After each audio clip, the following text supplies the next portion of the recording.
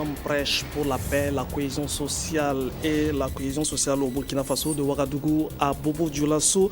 De milliers de fidèles ont fêté donc l'Aïd el-Fitr. Les députés de la Commission de l'environnement et du développement durable veulent comprendre le pourquoi de l'ensablement du lac Bam et ses conséquences sur la production agro-silvopastorale. Ils étaient en mission d'information dans le centre-nord. Un possible effondrement de l'État en Libye, c'est le gouvernement lui-même qui en parle. À Benghazi, l'État fait face à des attaques de groupes islamistes. À Tripoli, ce sont des milices rivales qui se battent pour le contrôle de l'aéroport. Madame, Messieurs, voici le 13h15 de ce jour lundi. Bienvenue et bonne fête de Ramadan à tous et à toutes. Direction Place de la Nation pour assister à la grande prière de l'Aïd el-Fitr, le couronnement d'un mois de jeûne, de pénitence et de raffermissement de la foi chez les musulmans. Ils étaient comme d'ordinaire des milliers autour du grand imam El Hadj Aboubakar Sana pour prier Dieu et implorer sa protection et ses bénédictions. Reportage Bouma Ernest Nebié. Dirigé par l'imam de la grande mosquée Aboubakar Kassoum Sana, c'est une prière au cours de laquelle les fidèles musulmans ont demandé à Allah de pardonner leurs péchés et exaucer leurs vœux. Ils ont également prié pour la paix dans le monde et au Faso. Chacun de nous prie à la limite des forces pour demander à Allah Tout-Puissant de donner la paix au Burkina Faso, la santé et les moyens, et n'aider l'islam. Aider tous ceux qui aiment Dieu, tous ceux qui croient en Dieu, et que l'entente entre les religieux au Burkina Faso soit une réalité. Voilà ce qui est important pour moi, c'est moi là. À ce rendez-vous spirituel, les fidèles chrétiens venaient apporter leur soutien à leurs frères musulmans. À lancer, c'est un mot de félicitations et d'encouragement pour ce qu'ils ont fait, pour mettre la priorité sur Dieu par rapport à la nourriture, par rapport à tous les sacrifices, pour entrer dans les commandements de Dieu, notamment l'aide aux pauvres, aux plus petits et aux démunis.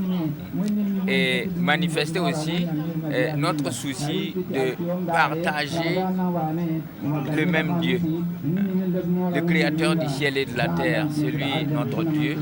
Et ensemble, en le priant, nous sommes sûrs d'être exaucés et de vivre dans la justice et dans la paix. Nos frères chrétiens viennent nous assister à notre prière. Nous considérons cela comme une marque de confiance et une marque de considération. Et nous prenons cela à sa juste valeur. C'est pourquoi nous aussi, de notre côté, lorsqu'il y a une fête chrétienne, nous constituons une délégation pour aller les saluer et traduire à eux aussi cette solidarité qui doit exister. Qu'au-delà de la pratique de tout un chacun, qu'on reste toujours des Burkinabés, qu'on reste toujours des frères, qu'on se solidarise. Non, la solidarité humaine doit toujours exister entre nous, au-delà de nos divergences religieuses. C'est un rendez-vous de prière qui a connu également la participation de Sa Majesté le Moro Naba et des membres du gouvernement. Je voudrais souhaiter que Allah puisse faire en sorte que la paix et la concorde règnent toujours dans notre cher Faso. Que Allah fasse en sorte que la paix règne entre les citoyens de notre peuple, que la paix règne entre les différentes religions. Après la prière, la fête se poursuit dans les familles jusqu'à la tombée de la nuit.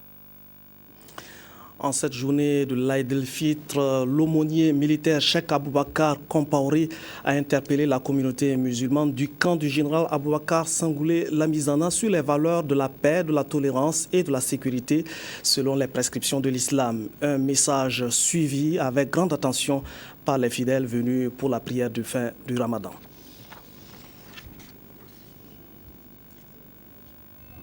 Camp militaire Sangoulé Lamizana ce matin, treillis et bérets rouges ont fait place aux boubous, bonnets et babouches. Ces jours de fête et ces militaires musulmans en compagnie des fidèles des quartiers riverains effectuent ici la prière marquant la fin des 30 jours de jeûne. Officiers, sous-officiers et hommes du rang sont venus implorer la miséricorde d'Allah. Et nous avons invoqué Allah pour que la paix et la concorde reviennent dans les États qui n'ont pas pu gênés dans l'inquiétude sous la menace des armes, sous la menace quotidienne des armes terroristes, que ce soit en Afrique, au Proche-Orient ou en Europe. Nous avons également lancé un appel pathétique et pressant à la communauté internationale à s'impliquer beaucoup plus afin d'alléger la souffrance et la détresse de ce peuple. Et également à notre chère patrie, le Burkina Faso, nous avons réitéré notre demande auprès d'Allah subhanahu wa ta'ala en sollicitant que la discorde s'éloigne à jamais de notre environnement, que les sirènes de la division se taisent, que l'amour et la cohésion règnent à jamais au Burkina Faso. En ce jour béni, cette assemblée du camp Sangoulé-Lamizana a rendu grâce à Dieu pour les 30 jours de pénitence accomplis dans la foi, le partage et la fraternité. Tous ici ont prié pour les frères d'armes en mission de maintien de la paix dans les pays où règnent les conflits armés. Et nous prions pour toutes les forces de défense et de sécurité, surtout pour nos frères qui sont en mission à l'extérieur, qui se battent chaque jour pour que l'image du Burkina Faso soit une image de fierté. Nous prions pour que la fête de Ramadan, que ce soit une bonne fête de Ramadan pour eux, et nous souhaitons qu'ils accomplissent dans la dignité leur mission et qu'ils nous reviennent en paix. Le sermon de l'aumônier militaire musulman Cheikh Aboubacar Compaoré a été ponctué par la tolérance, l'amour et le respect mutuel. Des valeurs qui doivent être cultivées à travers des actions communes pour la symbiose des cœurs et des esprits au Burkina et partant dans le monde. C'était le même message, la même prédication à Bobo-Dioulasso, des imams aux fidèles venus pour la grande prière qui marque la fin du carême. Nos reporters étaient sur les axes comme la place Warawara et le boulevard de l'Indépendance pour suivre ces moments de dévotion et de soumission à Allah. Reportage Moumouni Barou. Ce matin, les fidèles musulmans de la ville de Bobo-Dioulasso se sont rendus dans les lieux de culte ou les places publiques pour célébrer l'Aïd el-Fitr ou fête de Ramadan. Et comme à l'accoutumée, c'est la place Warawara qui a servi de cadre pour la prière officielle. Il est 9h lorsque le grand imam de Dioulasso-Ba, Siaka Sanou, est arrivé sur les lieux pour diriger la prière qui aura duré qu'une dizaine de minutes. À la fin de la prière, l'imam a exhorté les fidèles musulmans au respect des préceptes de l'islam. Il a également prêché la non-violence, la paix et l'unité des fidèles musulmans. Et partout, c'est le même message qui a été prononcé. La fête, il faut la faire avec la communauté pour prier pour que tous les péchés que nous avions sur cette terre commis soient effectivement expiés et prier pour que la paix soit sur notre nation, sur le Burkina Faso. Que Dieu récompense, que Dieu exauce nos prières, que Dieu protège le Burkina Faso, que Dieu nous donne la paix sociale, la cohésion et l'ensemble, que Dieu nous donne tout ça dans notre cher pays. Parce qu'aujourd'hui, nous sommes fiers d'avoir la tranquillité. On prie Dieu de sauvegarder cette paix-là. D'autres fidèles ont toujours dans l'esprit le crash de l'avion Air Algérie où 28 Burkinabés ont péri. Le Ramadan, c'est une fête. Mais cette année, je pense que Dieu le Tout-Puissant nous a éprouvés à travers ce crash de l'avion de Air Algérie. Et à ce moment précis, j'ai une pensée pour toutes les familles qui ont perdu quelqu'un dans ce crash-là. Et je voudrais que l'ensemble des musulmans du Burkina ait une pensée pour toutes ces victimes, quelle que soit leur religion. D'autres communautés religieuses ont également fait le déplacement sur le lieu de prière pour soutenir les fidèles musulmans. Nous sommes là au nom de l'archevêque, au nom de la communauté chrétienne catholique, pour exprimer notre amitié, notre solidarité, pour dire aussi notre joie de partager la joie de nos frères musulmans qui viennent de finir ces grands moments du jeûne de Ramadan. Les autorités régionales ont également marqué cette célébration de par leur présence, toute chose qui, selon le gouverneur des Hauts-Bassins, est un signe de solidarité. Nous sommes venus nous associer à eux ce matin à l'occasion de cette grande fête qui marque la fin du jeûne. C'est l'occasion pour nous de leur témoigner toute notre reconnaissance pour les bénédictions, les prières déjà élevée vers le Tout-Puissant en faveur de la paix sociale. Un signe de solidarité exprimé par la communauté musulmane, elle a apporté un repas aux détenus de la maison d'arrêt et de correction de Bobo Dioulasso, comme elle l'a fait pendant tout le mois de Carême, pour que toutes ces personnes privées de liberté participent également à la fête. Même geste de solidarité à l'hôpital Sanou Sourou de Bobo Dioulasso à l'égard des malades. Parlant du crash de l'avion d'Air Algérie, le balai d'hélicoptères continue faisant la liaison entre Ouagadougou et Gossi, le lieu du crash du vol AH5017. Il amène des proches des victimes pour voir les images tragiques des débris de l'avion éparpillés et des reliques de passagers qui étaient à bord. Hier, des membres du gouvernement étaient avec eux. Ils ont échangé avec les responsables de la force internationale présente pour sécuriser les lieux et pour faire la lumière sur la tragédie. Reportage C. Sylvestre Da. Les membres de la délégation ministérielle, au nombre desquels des proches des victimes ont été accueillis par les forces internationales mobilisées sur le lieu du drame. Derrière la barrière de sécurité, ils découvrent avec émotion l'étendue des débris de l'avion d'Air Algérie qui a crashé le jeudi dernier. Ils mesurent aussi toute l'ampleur du drame grâce aux explications des enquêteurs. Nous avons pensé aujourd'hui qu'il était quand même normal, tout à fait du reste indiqué, que ces techniciens qui sont là avec nous autour des membres du gouvernement, nous puissions faire le déplacement avec évidemment les parents des victimes, mais également l'ensemble, donc un échantillon représentatif de la cellule de crise pour toucher du doigt une réalité sur le terrain et de pouvoir expliquer davantage aux familles des victimes ce qui s'est passé, parce qu'elles attendent des réponses de la part donc, du gouvernement, elles attendent des réponses de la part donc, de la cellule de crise. En attendant le résultat des analyses des 2 boîtes noires de l'avion pour mieux comprendre les causes de l'accident, les enquêteurs procèdent à un travail scientifique dans le rayon de 400 mètres sur lequel s'étendent les débris afin de permettre l'identification des victimes. Nous avons une polyfragmentation des corps. Nous allons procéder à des prélèvements biologiques de manière à sélectionner, préserver et prélever les éléments d'ADN que nous allons analyser, donc envoyer dans un laboratoire pour analyse de l'empreinte génétique. Et ensuite, nous demandons à chaque pays de procéder à l'ensemble des prélèvements sur les familles ou sur les proches des victimes, de manière à ce que nous comparons l'ADN entre proches. Notre objectif étant que chaque victime soit identifiée. Les proches des victimes, eux, même devant les faits, ont encore du mal à croire que cette tragédie est bien réelle. J'arrive pas à croire, j'arrive pas à imaginer que j'ai perdu mon frère et tout ce que je pense, tout ce que je sens, je pense qu'il est toujours en voyage et je pense qu'un jour, il va revenir. La dernière image, je l'ai déposé à l'aéroport. Il était très content de voyager. Les responsables d'Air Algérie étaient également du voyage. Tout comme les membres du gouvernement, leurs pensées vont surtout à l'endroit des victimes. Tous les mots ne peuvent pas décrire ce qu'on ressent en voyant ce qu'on ressent. Nous sommes vraiment attristés par cette tragédie. On fait confiance à toutes les équipes d'investigation qui sont sur place.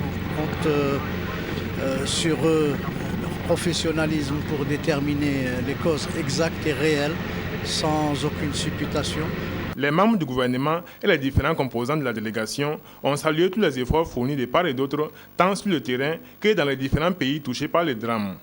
Ils espèrent que tout cela va se poursuivre pour une gestion saine et responsable de cette tragédie.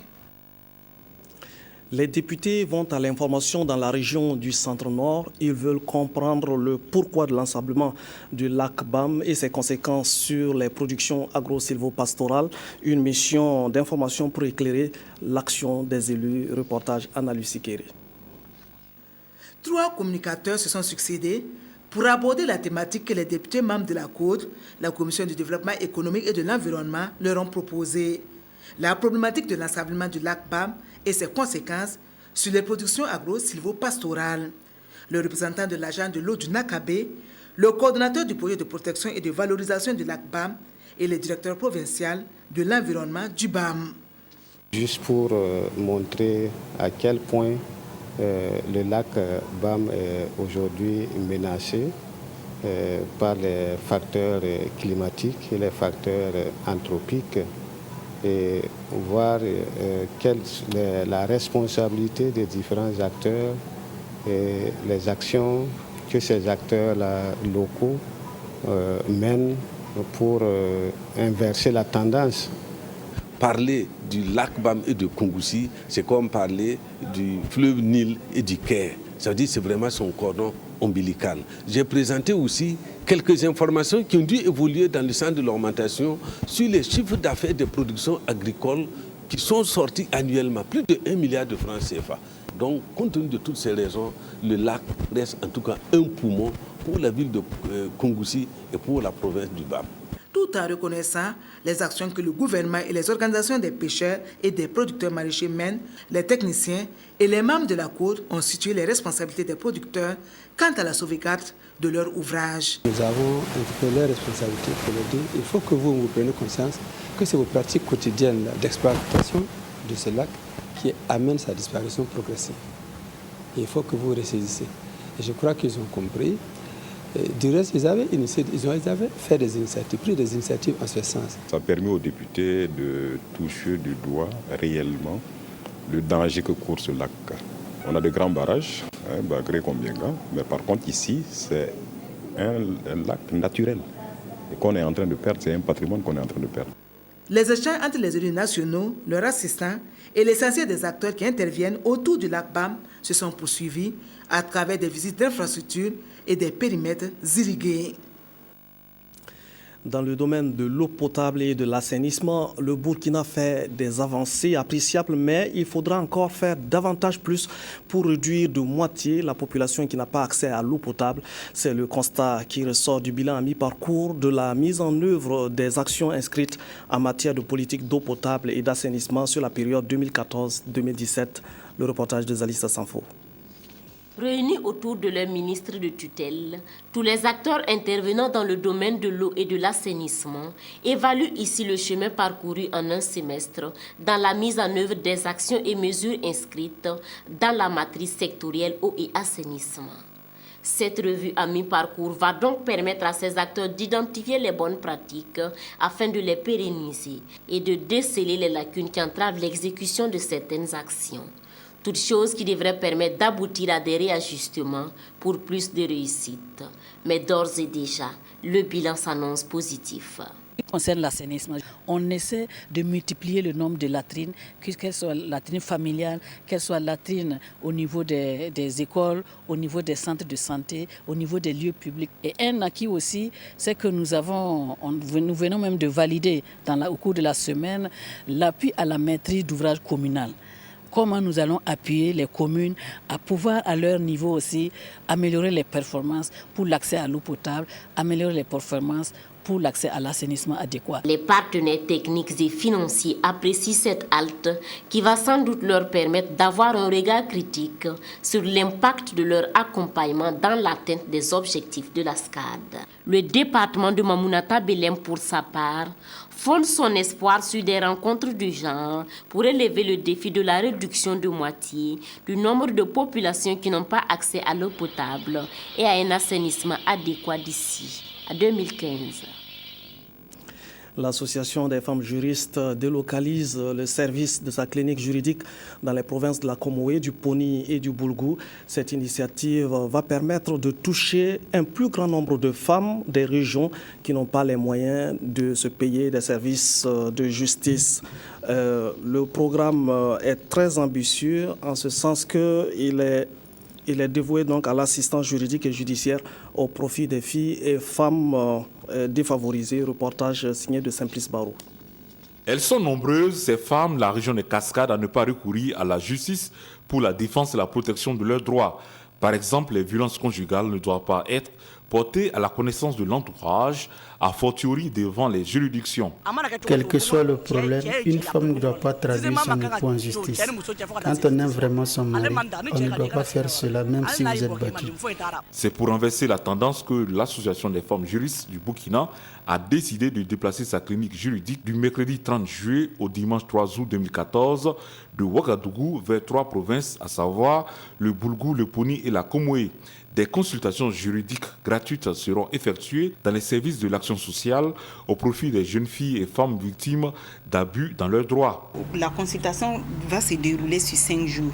L'équipe donc va recenser les cas, donner les conseils juridiques et faire la médiation, ainsi de suite. Maintenant, pour les cas complexes que l'équipe ne va pas réussir à résoudre sur place, le dernier jour, nous allons donc dépêcher encore un magistrat membre de l'association rompu aux procédures qui va venir donc analyser donc ces dossiers-là et les voir si c'est possible, on les réfère à des avocates. Et c'est gratuit. La tenue des consultations juridiques est une perche tendue aux femmes qui cherchent des solutions judiciaires aux problèmes qu'elles vivent. C'est une chance que la clinique se déplace jusque dans les provinces, jusque dans notre province, pour venir voir les femmes qui ont des cas d'abus au niveau de leurs droits. En tout cas, nous saluons l'association des femmes juristes du Burkina Faso. Et on invite toutes les femmes de la région des Cascades à se déplacer vers l'action sociale pour exposer leurs problèmes et avoir des solutions. Le Japon, à travers le programme de renforcement de la gouvernance politique, appuie l'initiative de l'Association des femmes juristes du Burkina qui ambitionne étendre l'expérience des consultations juridiques gratuites dans la plupart des provinces du pays. Voilà, c'est la fin de cette édition. Encore une fois, bonne fête de Ramadan à tous et à toutes.